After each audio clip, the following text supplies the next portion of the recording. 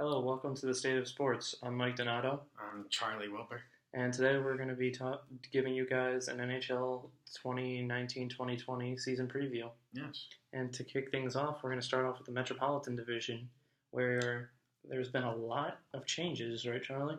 There's been a ton of changes, starting off with teams like the Devils making a big change in their defense, getting PK Subban being most notable.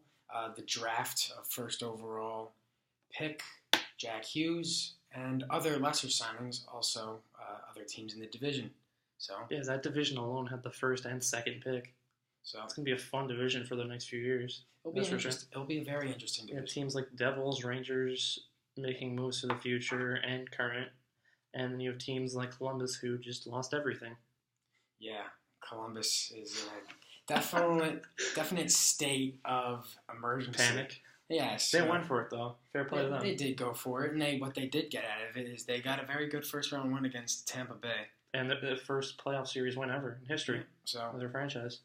Yeah, but when you lose Panarin, Duchesne, Bobrovsky, Dzingel, that's always going to be tough to replace. It is tough to replace, and Gustav Nyquist is not exactly going to pick up. But they still have great pieces on the back end. I very much like guys like Seth Jones and Zach Werenski. So they definitely have pieces, and Jonas Korpisalo will be their starting goalie this upcoming season. So there definitely are pieces still to compete. And they even have veterans still like Cam Atkinson who are good scorers. Cam Atkinson. You got Foligno still. And young players that were former first round picks, I should say, like Pierre-Luc Dubois. And, good center. They also have the face-off master himself in Brandon Dubinsky. Oh, God. It's funny. Tortorella's still the coach, right? Yes, Tortorella is still the coach. One strategy he likes to do is he'll, in overtime, have Dubinsky go out because he's the best percentage of face-offs won. He'll have him go out there, start overtime, win the face-off, and then immediately go for a change.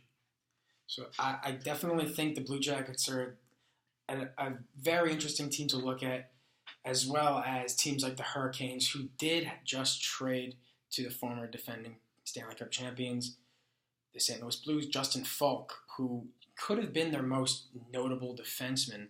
And this also comes a year after trading Noah Hannafin. I was about to say, didn't they have Hannafin too? They did have Hannafin.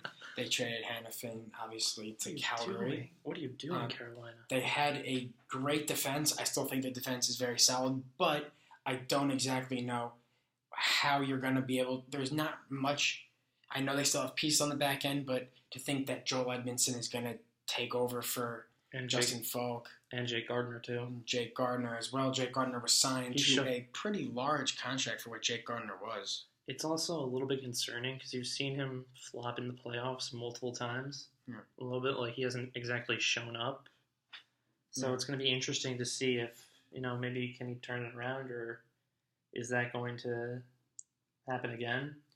I do like the moves. I guess they're going to be going with Peter Mrazek as one of their goalies to go with James Reimer. James Reimer, who obviously was in Florida last year, struggled a little bit at times. Florida struggled entirely as a team, so I don't exactly know. He didn't exactly have a defense in front of him. He had Aaron Ekblad, and then I can't really name anyone else off the top of my head. Well, Keith Yandel. Yeah, Keith Yandel's a good player, and that team. We'll discuss the Panthers a little later, but last year the Panthers didn't do much to help him. I think you can almost guarantee that Reimer will bounce back. His numbers will definitely rebound off of last year. Even though, like we said, that Justin Falk is not on the team anymore, their defense is still fine. You have guys like Trevor Van Riemsdyk. You have even other players that are on the defense. Like who else are we thinking of? I'm drawing a blank right now, too. We have Justin. So Justin Falk being, obviously Joel Edmondson is going to be there. The only concern for them offensively is losing their captain and one of the most clutch players in the NHL who always comes through in Game 7s. Yes, Justin Williams to retirement. But they are one of the few teams to ever have two different brothers captain them. At one point, Jordan Stahl is now the new captain. Obviously, Eric Stahl was the captain for a big chunk of seasons. They also had the lesser-known Stahl brother, Jared, for a brief period, too. They did. But looking at the Hurricanes, I don't exactly know what to make of them. I like the additions of Ryan Dzingel and Eric Howla. decent wingers to add into the depth. So they do add depth. It's just, will they find more scoring besides guys like Teuvo Teravainen, obviously Sebastian Aho? Do they have enough forward depth? That was one thing that it didn't really hamper them all that much last year going to the conference finals, but it is something that if they're ever going to want to take the next step, we don't exactly know what this team is.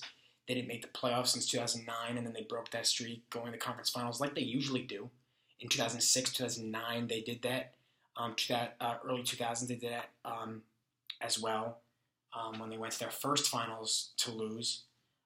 But they did it again last year. So Carolina has a history of bouncing back. Can I also say I love the Storm Surge? I know a lot of traditionalists hate it. I just love it though. I am a big fan of not liking it. I guess you could say. I definitely. I'm a traditionalist. Not exactly, but do I go as far as Don Cherry said that they're a bunch of jerks? I do not think. I don't think they're a young team. You gotta expect stuff like that. They have fun with it. I think it was a bit gimmicky, but being in Carolina, not exactly being in a more traditional market, you can get away with that. They got fan base more involved, a little bit more interest. Yeah. Well, they finally had fans showing up when you decide to win. That's also true. But moving on, let's go to another team, Philadelphia Flyers. They didn't make as many moves, they didn't lose as many people, but one thing to note, they did make a coaching change. Oh, the Philadelphia Flyers started off the offseason getting Kevin Hayes, inking him to a pretty lengthy contract that I think was... As a Ranger fan, I like him. I do not think he's worth that much money. I don't think Kevin Hayes is also worth the duration of the contract. He's 27 now? Yes. And what was it, 7 years? Yes, and I don't see what Kevin Hayes has done to get that many years or that much money, but obviously the Flyers, guess they see something. The Flyers team, their forwards at least seem to lack a little bit of depth. I do like guys, not counting the obvious players like the Giroux and the Voraceks, but I like guys like Travis Konechny, who provide very nice top six scoring. And Nolan Patrick. Nolan Patrick, if he ever wants to contribute. The only concern that I have is with the hiring of Alain Vigneault. He has a track record of being terrible with the younger guys, so it's going to be a little bit of a concern to see how guys like Konechny and Patrick get on, because you see when he was with the Rangers, players like Buchnevich have come forward and said that they've hated him. All the other young guys, they did terrible under him, and now that he's gone, look how much they've bounced back. So it's going to be interesting to see how he manages the veterans versus the kids. Yeah, they have a little bit of a mix, a nice mix, I'd say, too. The Flyers, if I had to look at a team that's probably inferior in the division, I guess you could point at the Flyers. They weren't very great last year. They did make an upgrade on the blue line, though, bringing Matt Niskanen. They did bring Matt Niskanen, and that is a good guy to go behind another very solid defenseman in Shane Gostisbehere, and saying goodbye to what I guess is more addition by subtraction, trading Radko Gudas. I guess you could consider that. That was definitely an upgrade. I think that is an upgrade because of the fact that it's not the 90s anymore. You do not need a guy to instigate anything. Or if you do, you put him on the fourth line forward, not when you only have 6 defensemen. Yeah, and you don't need a guy on the back end who is very offensively disabled, I guess you can say. That's fair. He has, Or if you do, you have to have someone who is a very good point producing guy. Yeah, you need alongside of him. Yeah, in today's NHL, no matter what, you need point production from almost everybody if you want to be good, and if you want to have. Sometimes it can work out though, like we've seen in cases like if you have like a person who loves to join the rush, like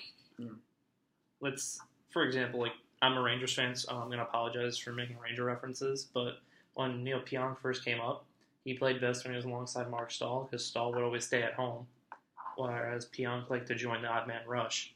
And you need someone like that, because if you're going to have both guys rush and you turn it over, it's going to be like a 3-on-0 the other way.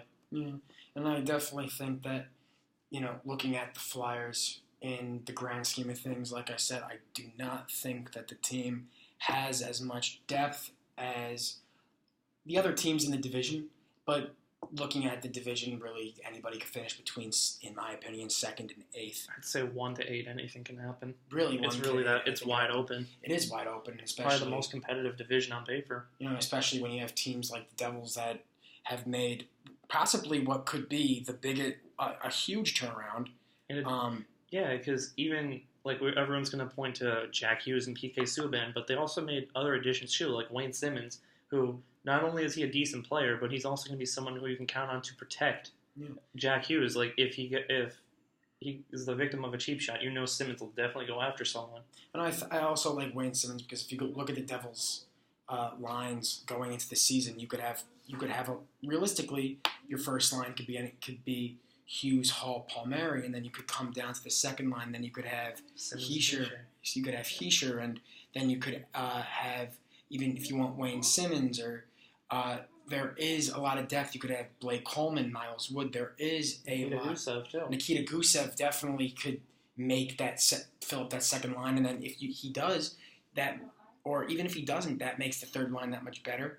And then that's where Travis Zajac would finally come in and be the center, who, though he is old and slow and possibly has some of the most trouble scoring or even getting on the score sheet, he has been one of the most consistent face-off men in the league. He hasn't had one of the best supporting casts, to be fair to him. Well, he's a good PK man. I guess that's what you say about aging players. The lower lines of forwards, that's where you tend to get your defensive help in. Yeah, and especially that. And if you could have the third line, and I always say if you could have the third line of Zajac, Miles Wood, and Wayne Simmons, that will be deep enough for the forwards to play well and for the team to play well if everyone stays healthy. I think that looking at the Devils team, the most important thing to remember is, yes, they added PK Subban, which absolutely gives you someone that could log 25, 26 minutes a night well, as opposed to Sami Vatanen, who had more trouble doing that. And he's not a player that should be logging that much time. But is their defense deep enough? People talk about their goaltending. I don't believe that goaltending is all that much of a problem. It helps in the regular season. It does help. But in the playoffs, you've seen numerous times where it hasn't exactly mattered that much, because, who heard of Jordan Binnington before the playoffs last year? We've seen other people, too, like J.S. Shiger win a Stanley Cup. Cam Ward in his rookie year. It's not as big as everyone thinks it is. It helps out. It's a nice luxury to have, but at the end of the day, it's not the most important thing to have. As long as you don't have a guy like Jonathan Bernier a few years ago that couldn't stop it. I'm not saying that you can have. Fans are gonna hate us. I'm not saying you could have an .865 save percentage with the goals against up in the 250s, almost near 3. That can't happen. But if you could have a guy that has a serviceable 915, I think it's more on the blue line than the goalie. You need a better blue line. But today, what really differentiates a goalie between each other? It's not the days of the acrobats between Hasek or Brodeur or Mike Vernon. It's, most people play, the same way. It's just basically who's more consistent, who gets help around them, who gets more help around them. But I don't believe there's many teams that their goaltending is bad enough to say they could be. They could finish top 3 in the division, or they could finish last and it's dependent on goaltending. I don't believe that's the case in the league anymore. So looking at the Devils, I find their defense to be probably the biggest question mark. I agree with you. Moving on, we got the New York Islanders, who have managed to retain one of their first line forward this year, as opposed to John Tavares last year, extending their captain, Anders Lee. I thought that was a great signing, a great re-signing, I should say. The Islanders obviously lost Robin Lehner, who did take up a big chunk of time and finish in finalists for the Vezina. Now, having just made that point about goaltending, I think that will hurt them, because Varlamov is not as good, in my opinion. Greiss is a good backup, but in extended time starting, he hasn't always produced. You're going to need to have him have another career year to stay in contention with the deep division with the Metropolitan, I think.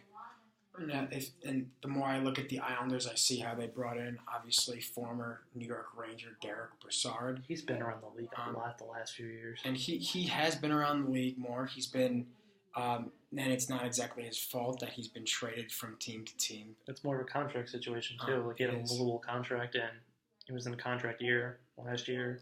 But I do think I look at the Islanders and I see the way that they're coaching. Coaching to me is possibly Barry Trotz is amazing. That coaching in the NHL is just as important as a coach in any other sport, if not more important. Barry Trotz, if you see 2 years ago in 2018, the Islanders were last in goals against. They gave up the most amount of goals per game. Last year, Barry Trotz had them go from last to first. And in addition to that, they also lost John Tavares and still improved as a team. Yes. And that is all in the coaching, because if you see their it's not like they got a defenseman that really changed. Their defense was still very, I don't want to say deep or shallow, because they have a lot of solid players. They have the right guys, I'd say. But they don't have that Norris caliber defenseman that can log 26 minutes a night. They've got solid guys that log more minutes, like Nick Leddy. I do like Leddy. I do like Nick Leddy a lot. He is a skilled defenseman, but he's not a top-tier defenseman, obviously. But they have guys like Scott Mayfield, who they obviously saw something, and they signed him to a pretty lengthy contract, though it wasn't worth very much.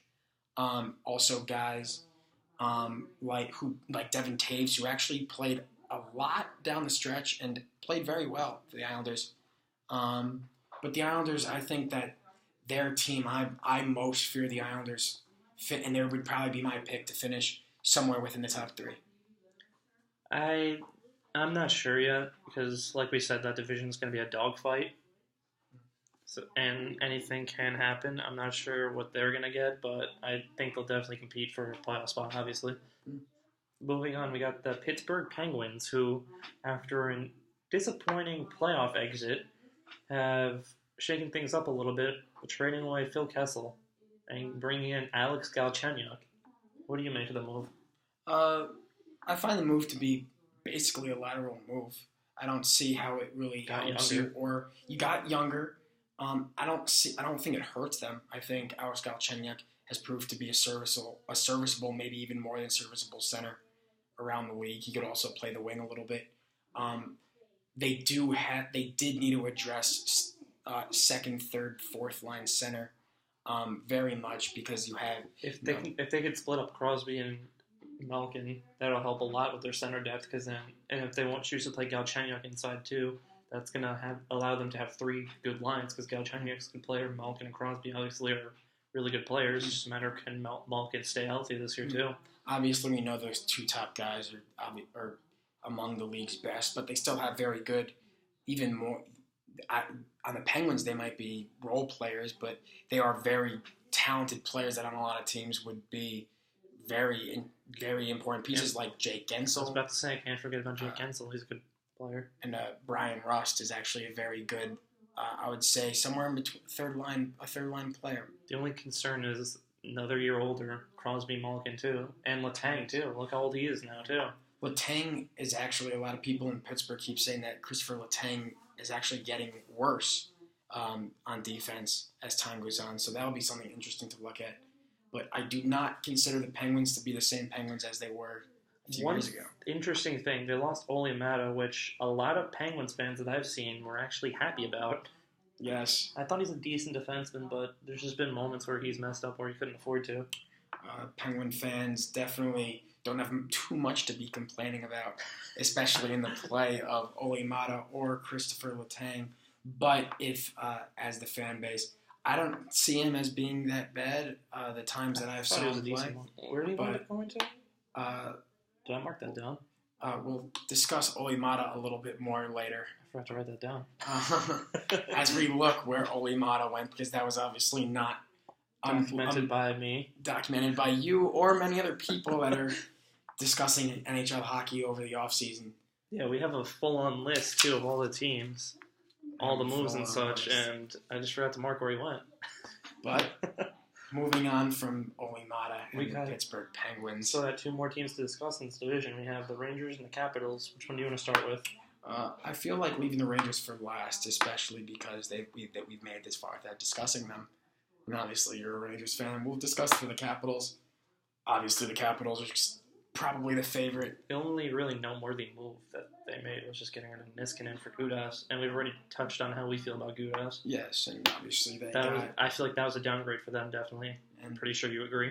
I do. I do. Matt Niskanen did have his little hiccups that he was going through in Washington. He's still a solid defenseman, though. He is still a solid defenseman. And in a league where a defenseman, finding maybe a second pair defenseman can result in having to trade in a relatively high pick or a forward that's a little more productive because defense is so valued in the NHL today. Defensive depth is so valued. So that's why you see people like Nick Holden going for like third and fourth round picks come trade deadline. Or even guys like Sami Vatanen 2 years ago for Adam Henrique. It's sometimes not because Adam Larson for Taylor Hall. Well, maybe that's a bit excessive, and everybody in Edmonton would definitely disagree with that.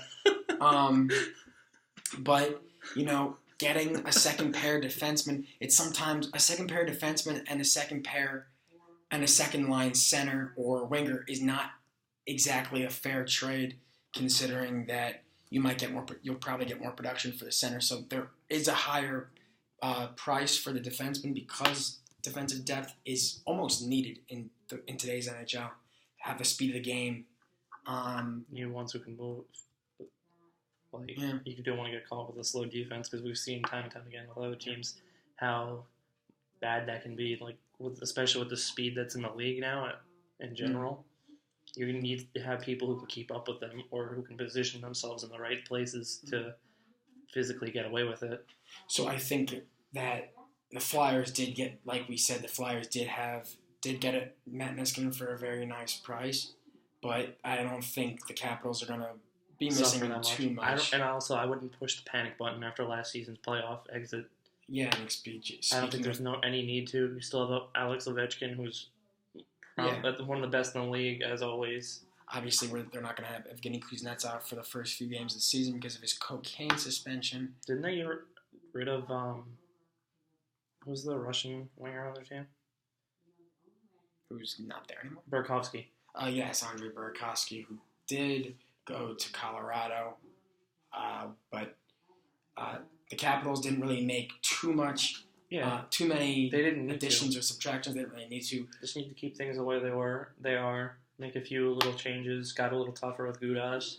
Got Richard Panik, who can give fourth line minutes. Hopefully for their sake, Tom Wilson doesn't get suspended for another 25-30 games this season. Tom Wilson had a good season last year. I know he was riding shotgun on the first line, but he did put in nice point production. Pretty valuable player for them. If they have him for a full season, you gotta watch out. It's not very common to find a guy who could put up 200 PIMs and still have 20 plus goals in a season. So that's awesome. And especially that being done in 2019, that is something that you wouldn't see. You would see it 2 decades prior, but because you don't really see the goon in today's thing.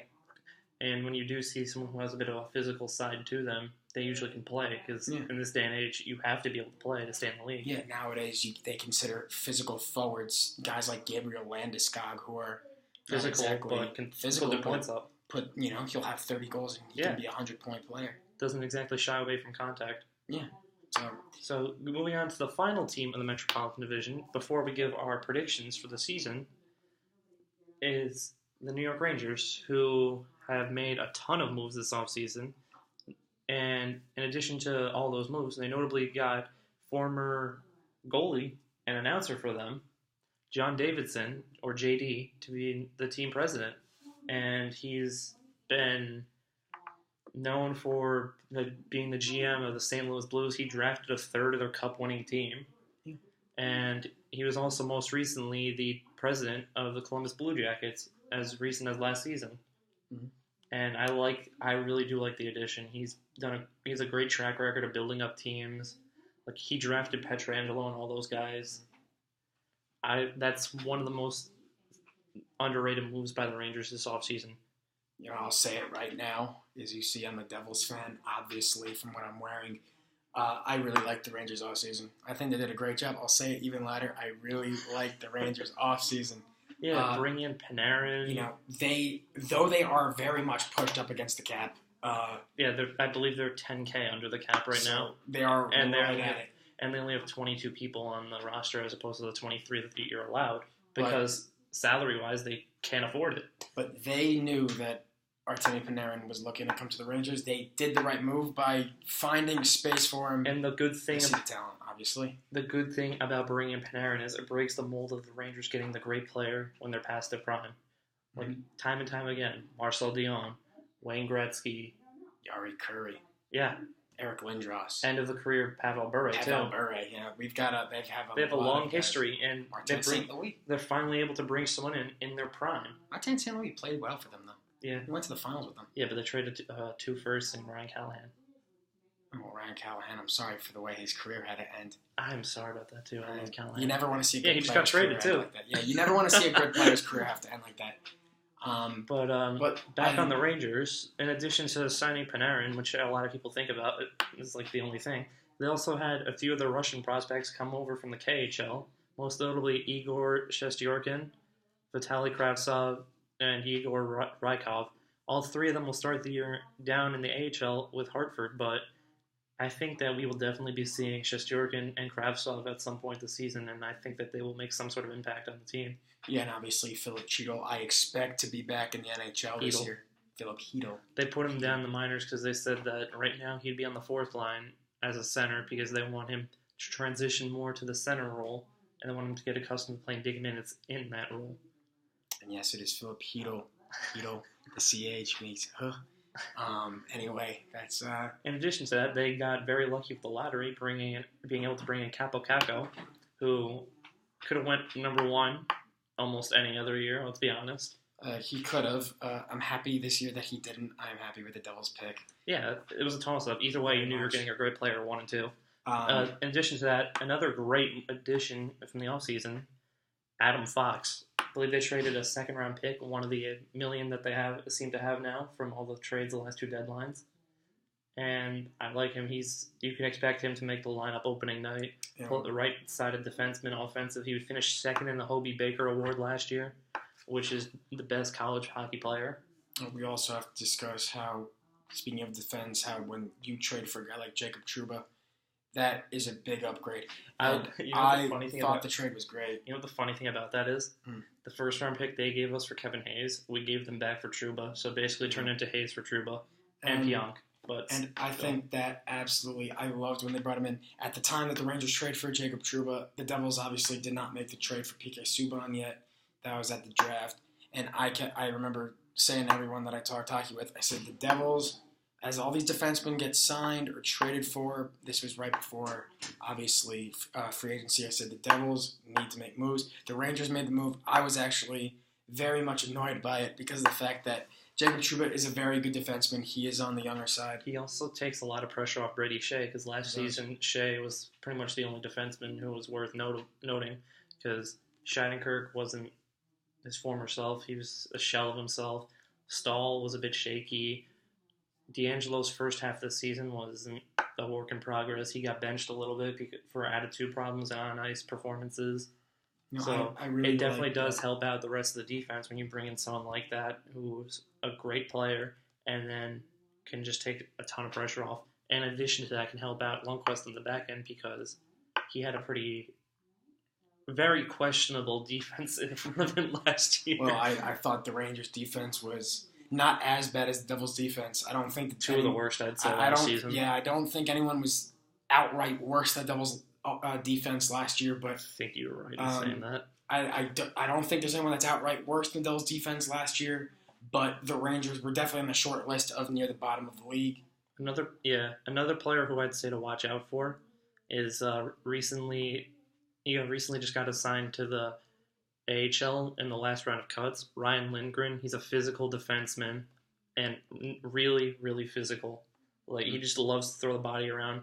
His grit that the Rangers haven't seemed to have had in recent years. They've seemed to get tossed around a lot in games. And when he comes up, I'd expect that to change. It's definitely going to be a nice addition. Along with the addition of Brendan Lemieux from last year, you're starting to get a little bit tougher.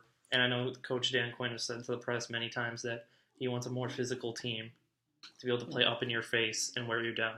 And I think that the Rangers still have good players. One of the most annoying Rangers, Jesper Fast, who absolutely... Do you know his nickname? No. Quickie. Okay. Well, that is nice. I don't know what to say. Jesper Fast is absolutely annoying. Good penalty killer. he's a good skater. He's absolutely annoying. He's not someone who's going to put up points, but defensively he knows his role. Well, he's one of those Rangers players that you are used to seeing. Oh, he seems like he's one. I think he was an alternate last year. He was an alternate last year. Not that there was many leaders on that team. I agree. But one thing to note is it's interesting because they've been putting out a lot of features about Zibanejad, so you probably have to wonder that they're grooming him to be the next captain, which I'd be fine with. He's the top center, though that might be weak in my opinion as a top center. He's still a very good player. He was still pointing in last year. No, I think Mika Zibanejad is an absolute He's stud. also relatively young too, and he's only going to be paid $5.5 million with their cap situation. Yeah, that's very good. Yeah, no, he's a very nice center now. If he could be a second line center eventually, but for right now, I think if you can bring someone like Heel at center, I'd say putting someone like Panarin alongside of him might upgrade him to first round ability too, because he was, when you saw like the stretch where right before they traded Zuccarello, the two of them were playing amazing together. Then they got rid of him, and he didn't exactly have any scorers around him, and his production dipped a little bit. So it's going to be interesting to see how he plays with better supporting cast now. It will be, and just to say that they also, I don't know if we've said it before, but Jimmy Vesey went to Buffalo. Not too much of something that's going to hurt the Rangers or even help Buffalo. I find it funny how they recruited a bunch of celebrities to help recruit him to the Rangers. That's hilarious. Also, I think it's also hilarious that Buffalo just seems like they are just throwing things together, kind of like a TV dinner. And, getting Marcus Johansson. Before we get into the Central, what's your standing prediction for the Metropolitan Division? It's the Metropolitan Division. Do you want to do bottom up, top down? I will go top down. I'll go first. I like the Capitals. I think they're the safe pick. They're obviously the team that everyone's looking at to finish first. I do like the Islanders in second. Now, I don't exactly want to say that, but I do think that the Islanders, I don't think they could get much worse. Are they playing more games in the Coliseum this year? They are playing a few more games as opposed to last year. They have already started. They seem to play really well in that arena. They do, and they play, obviously, a little less. They play a little worse, I would say, at Barclays. No one really wants to play in that place. You can't see in half the seats. You can't see in half the seats. There's actually no seats in certain parts of the arena. But that arena was... Then the scoreboard's not even in the middle for hockey. But anyway, we'll get back on track. Islanders, I think, finish second. I still think the Penguins are going to be somewhere third or fourth. I think the Devils could be fine fourth. Rangers somewhere fifth. Like we've said before, this division really is a big toss-up. Honestly, 1 to 8 can happen in any order, really, if things fall a certain way.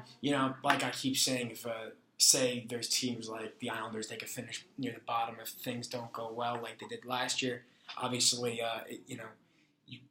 there are guys that obviously you can always say something can happen, but looking at teams, I think that every team does have a question mark. There is no perfect team in the division. I think Washington is the closest thing to, not exactly perfection, but the most solid and talented from top to bottom. And Flyers finish last. They're bad. With that said, that's a little biased. But my prediction, I have the Capitals in first place, but different from you, I have Carolina in second, followed by, honestly, after that it's a toss-up. That's where the toss-up begins. I don't expect the Islanders to repeat what they did last year, just with the loss of Robin Lehner and bringing in how do you say his name? Semyon? Varlamov's first name? Semyon Varlamov. Semyon Varlamov. I just don't see them being able to maintain that, at least from a goaltending point of view. Is goaltending as important as it once was? We should make a video on that. Maybe. We should actually make a video on that. Because I've had people tell me that my opinion on goaltending today is that you do not, like I said earlier, you do not need an elite defenseman to win. You just need someone that is serviceable, that makes all the routine saves, and if you have a good enough team in front of you, that is all that's needed. I predict that both wild cards, again, will come out of the Metro this year. Yeah, I believe that. especially looking at the Atlantic, which Their head we will and go on shoulders to above. next. Their head and shoulders above the Atlantic. Yeah, in the Atlantic. I think that you can expect for the final spots. I think that Columbus will finish last in the division. That is a crazy thing to say. I think Philadelphia is a lot worse. No, I'd say Columbus, Philadelphia just above them. Yeah. Devils above them. And then I have I put the Devils near the bottom. Penguins and Devils. I don't think the Penguins, or I think they might fall off this year. I think the Devils can make They're it. older. I think they can. Like I said, Yeah. anyone in that division is capable of making the playoffs. Honestly, except for maybe the Flyers and Blue Jackets. But aside from that, and then I have the Rangers above those two, and then the Islanders above them. Me as a Devils fan, I look at this For now, it can all change. Like I said, but I'll finish our talk about the Metropolitan Division by saying if the Devils do not make the playoffs, there is a problem with the coaching. Or that something went terribly wrong. You guys don't have the depth defensively. If it is, the defense is definitely a question. But this team should definitely, in my opinion, be getting one of the wild cards at least. I'm not expecting them to finish in the top 3, but they should definitely finish 4th or 5th in the division, or be good enough for a wild card. Especially looking at the Atlantic. Right now, I think that the wild cards will be snagged up by either the Rangers, Penguins, and Devils, like 2 of those 3. Yeah, but. Anyway. But yeah, so that's it on the Metropolitan Division. We'll be back another time with the Atlantic Division. Thank you all for watching. Bye.